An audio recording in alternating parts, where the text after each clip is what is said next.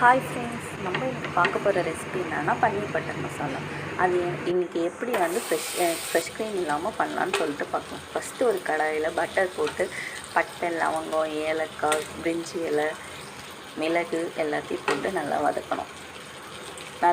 இது வந்து நல்ல ஃப்ளேவர் வந்து நல்லா பட்டரில் இறங்கணும். அது வரைக்கும் நல்லா வதக்கிட்டு ஆனியன் போடணும். ஆனியன் வந்து நான் இன்றைக்கி 2 எடுத்துருக்கேன். ஆனியன் போட்டு இஞ்சி தேவையான அளவு பூண்டு, ஒரு பூண்டு போட்டிருக்கேன். அப்புறம் வந்து 4 தக்காளி சேர்த்துருக்கேன். 4 தக்காளி, அப்புறம் வந்து 4 காஞ்ச மிளகா, இல்லைன்னா காஷ்மீரி மிளகா எது வந்தாலும் உங்களுக்கு தேவைக்கேற்ப ஊற வச்சு சேர்த்துக்கிறேன். அப்புறம் வந்து முந்திரி சேர்த்துருக்கேன். ஒரு 10 முந்திரி அளவுக்கு சேர்த்துட்டு நல்லா வதக்கிட்டு அதை ஒரு மிக்ஸி ஜாரில் மாற்றிக்கணும்.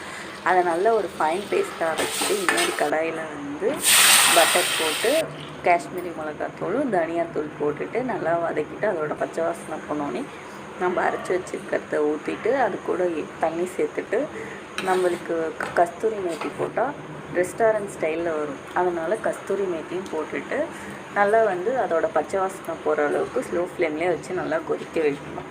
அதுக்கப்புறம் பன்னீர் போடணும். பன்னீர் வந்து ஒரு 5 மினிட்ஸ் வேகணும்.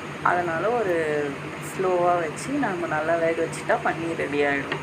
அதோடு நம்ம எடுத்து சர்வ் பண்ணிட வேண்டியதான். Happy cook.